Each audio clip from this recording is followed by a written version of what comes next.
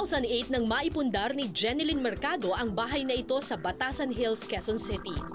May lawak na 224 square meters ang lote ng bahay at kasama niyang naninirahan dito ang kanyang ina na si Mami Lydia at ang kanyang anak na si Jazz. Ang tema ng bahay mo ay black, white, and red. Bakit mo napili yun? White kasi malinis. Yung red, ginawa lang namin accent kasi favorite color ko yun. Tsaka Talaga?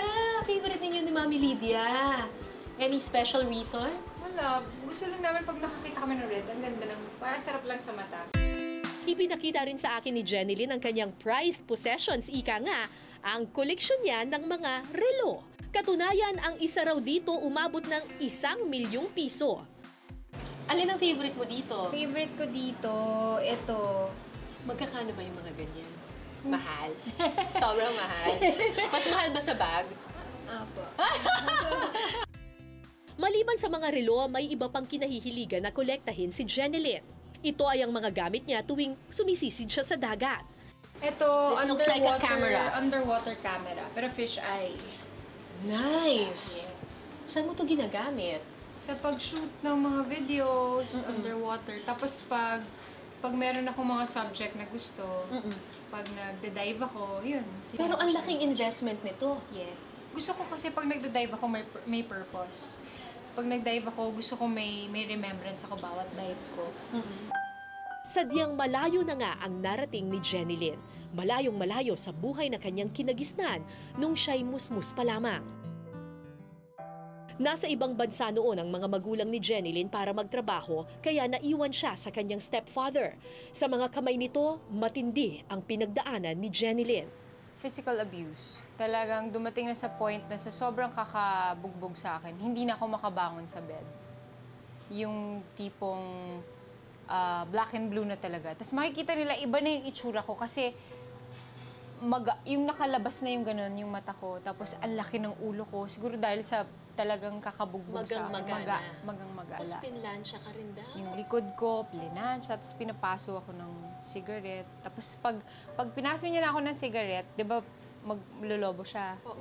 Aanuhin niya yun, pipisain niya yun. Para, gusto niya talaga yung nakakasakit, ganun yung ano. And you were just 3 years old? Yes. Bakit daw? No idea.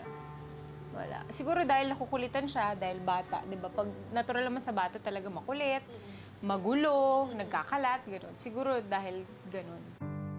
Nabalitaan ni Lydia Mercado, tiyahin ni Jenilyn ang pambubugbog sa bata.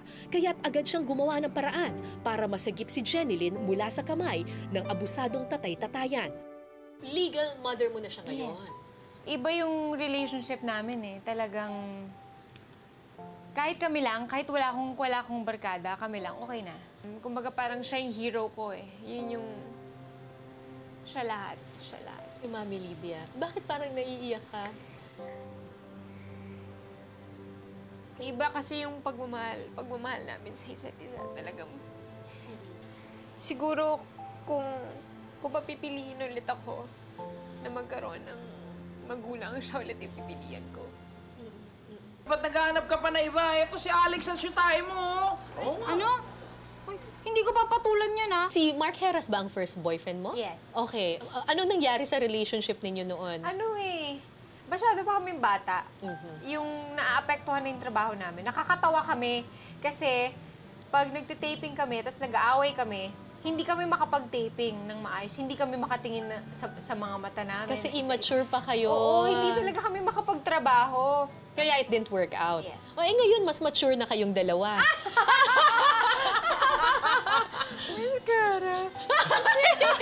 Baka mamaya, balitaan na lang namin kayo na ulit ni Mark Heras. Hindi. Teka lang, sino kumain? Sino katabi mo kanina? Ay. Sandali lang. Alam nyo, ako nananahimik ako sa buhay ko. Ba't ba kayo nag-break nun? Hindi, ano lang yun. Siguro talagang hindi lang kami para sa isa't isa. Ngayon, may girlfriend na siyang bago. Bago.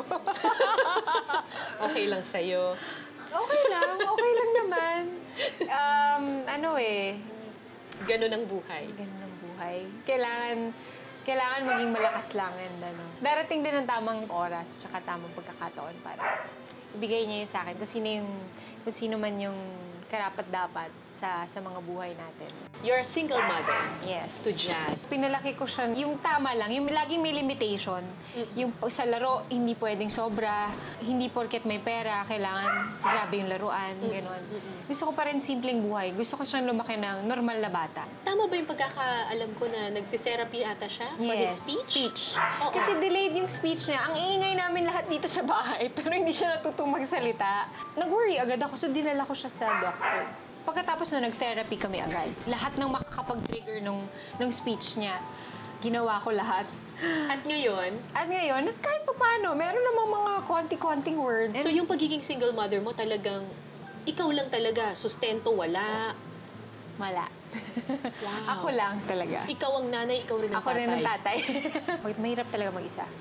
Pero masarap kasi nakikita mo na, nakaka-proud. Kaya ko pala. Kaya yung mga single moms dyan, kaya rin nila yun. Pag i-describe mo yung buhay ni Jeneline Mercado after all ng pinagdaanan mo, ano ba si Jeneline Mercado? Simple.